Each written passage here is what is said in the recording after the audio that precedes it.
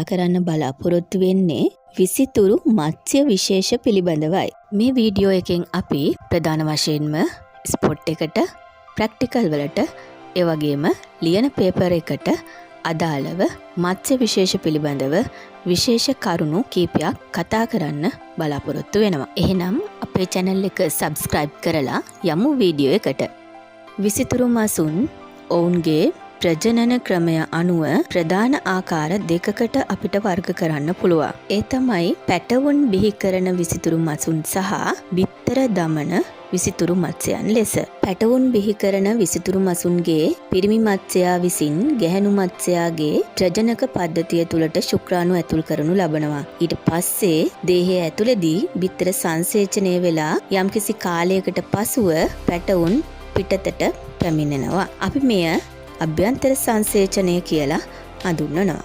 මේ ඉන්නේ පැටවුන් බිහි කරන විසිතුරු මසුන්ට උදාහරණ. ඒ වගේම ඔවුන්ගේ ගැහැණු සහ පිරිමි මත්ස්‍යයින් කොහොමද හඳුනාගන්නේ කියලාත් බලමු.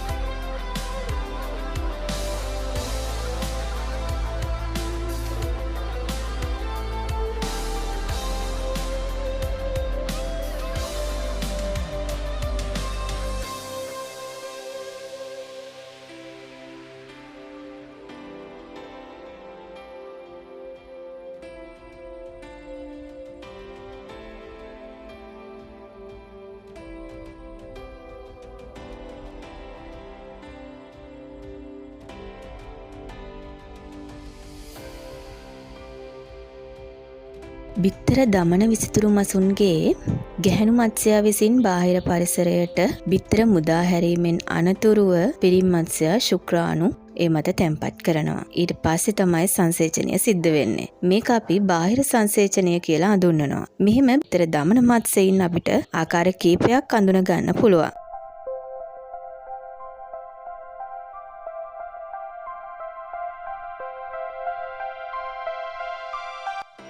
බිත්තර විසිරුවන්නන්.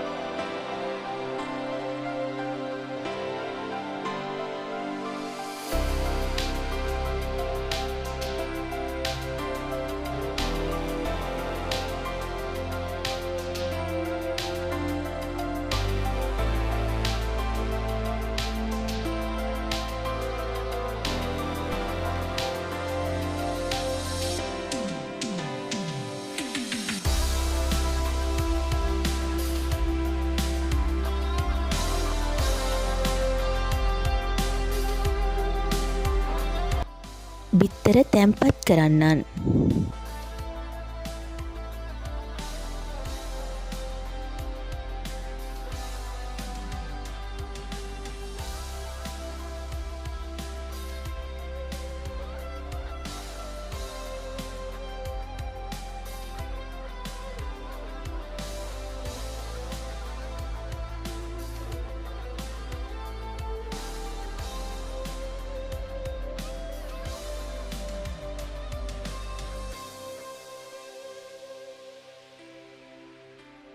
පෙනකූඩු සාදන්නන්.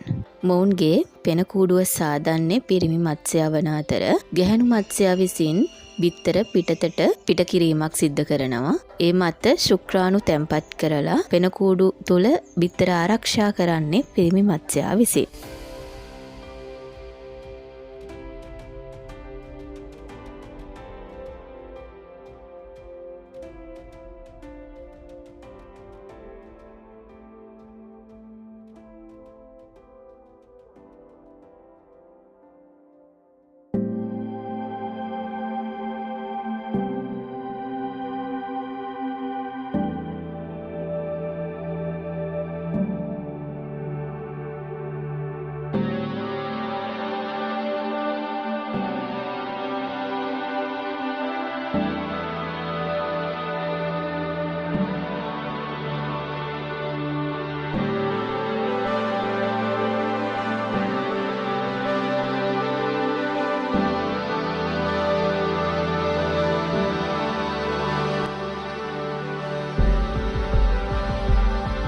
මේ වගේ වීඩියෝ තවත් බලන්න අපිව සබස්ක්‍රයිබ් කරලා බෙල් අයිකන් එකත් ක්ලික් කරලා තියාගන්න.